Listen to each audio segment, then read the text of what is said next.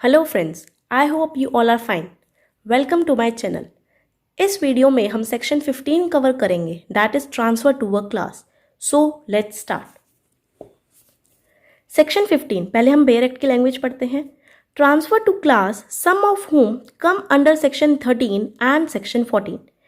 If on a transfer of property, an interest therein is created for the benefit of class of persons, with regard to some of whom such interest fails by reason of any of the rules contained in section 13 and section 14, such interest fails in regard to those persons only and not in regard to the whole class. इसमें main line क्या बोली है कि कह रहे हैं अगर तुम ट्रांसफर कर रहे हो कोई प्रॉपर्टी अंडर सेक्शन 13 और 14 में, अंडर सेक्शन 13 कौन सा था कि हम बेनिफिट के लिए ट्रांसफर करते हैं अनबॉर्न पर्सन को, और ये बताता है रूल अगेंस्ट परपेचुइटी में। तो कह रहे हैं अगर तुम प्रॉपर्टी ट्रांसफर कर रहे हो और उसमें से सेक्शन 13 और 14 की रिस्ट्रिक्शंस की वजह से अगर हम डिफरेंट क्लासेस को ट्रांसफ़र कर रहे हैं और इनकी सेक्शंस की वजह से अगर वहाँ इंटरेस्ट फेल हो जाता है, तो जिस पर्सन का फेल हुआ है सिर्फ उन्हीं पर्सन के रिगार्डिंग वो transfer will fail and not in regard to the whole class. ठीक है, इसको हम एग्जाम्पल से समझते हैं तो समझ आएगा। सी, देखो ये वाला केस लो, राजी बजरंग बहादुर सिंह वर्सेस ठकुराइन भक्तराज कौर। इसमें क्या बताया, इस एग्जाम्पल से समझ आ जाएगा ये क्या बोलना चाह रहा है। A person A died in 1930 living behind a son S1 and a widow of another son S2W। क्या ए मर गया था कब? 1930 में। दो बच्चे हैं इसके S1 और S2। S2 भी मर गया था, उसकी विडो है S2W।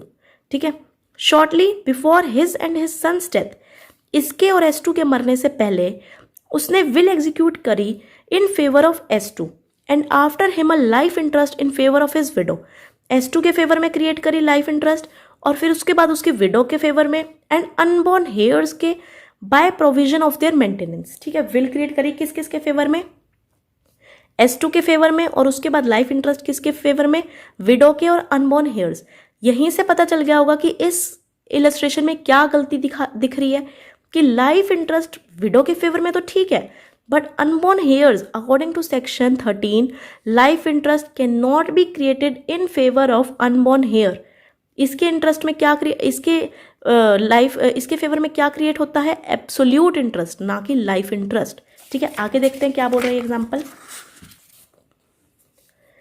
ए था, विल क्रिएट करी, इसके दो बच्चे हैं S1 S2 और S2W इसकी वाइफ, विडो वाइफ। ठीक है, विडो है जो।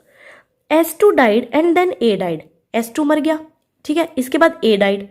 S1 claimed property on the ground that the will is invalid and he is the rightful heir of A, कि मैं इसका rightful heir हूँ। ठीक है, और ये invalid है जो इनके नाम पे will create हुई है। He contended that as the will created a life interest in favor of S2's widow and his unborn heir, this not being permitted under section 13 of TP Act। TP act में 13 section कौन सा है कि transfer for the benefit of unborn person. ये कह रहा है कि जो इसके नाम पे विल क्रिएट करी है ना वो गलत है, क्योंकि सेक्शन 13 में तो अनबॉर्न पर्सन में क्या क्रिएट होता है? एब्सोल्यूट इंटरेस्ट, और लाइफ इंटरेस्ट क्रिएट नहीं होता है।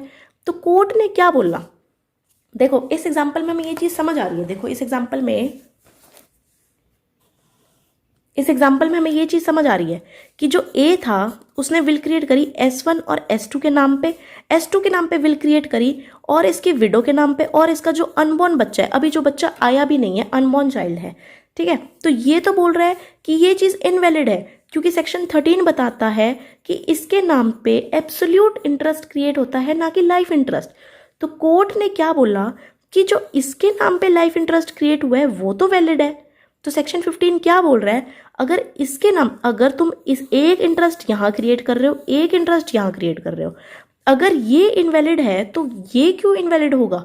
तो इसको तो प्रॉपर्टी मिलेगी ना, क्योंकि इसके नाम पे तो लाइफ इंटरेस्ट क्रिएट हुआ है। ठीक है, तो अब वो देखते हैं जजमेंट क्या बोली। Court held that it is quite true that no interest could be created in favour of an unborn person. हमें पता है नहीं हो सकता कोई भी फेवर क्रिएट अगर वो एब्सोल्यूट नहीं है तो। But when the gift is made to a class और सीरीज ऑफ पर्सन्स, जब एक गिफ्ट हम क्लास को दे रहे हैं या पर्सन्स को दे रहे हैं, some of whom are in existence and some are not, कुछ एग्जिस्टेंस में है जैसे कि विडो, और कुछ नहीं है जैसे कि अनबोर्न.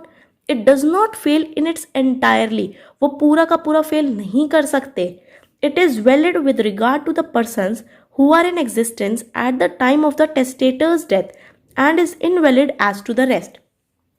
उस टाइम पे कौन कौन थे एग्जिस्टेंस में? विडो थी, तो उसके लिए तो वो वैलिड है, बट जो बाकी सब है उनके लिए वो इनवैलिड हो जाएगा. The widow who was the next year of S2, वो एग्जिस्टेंस में थी जब टेस्टेटर की डेथ हुई, and the life interest created in her favour would certainly take effect. तो जो भी मैंने एग्जाम्पल में बताया वही कि उसके फेवर में होगा और उस बच्चे के फेवर में वो इनवैलिड हो जाएगा. सो दिस वॉज सेक्शन 15 कि transfer to class some of whom under section 13 and under section 14. ठीक है. So I hope you all understood it. Don't forget to like, share and subscribe my channel to get notification for new videos. Thanks for watching.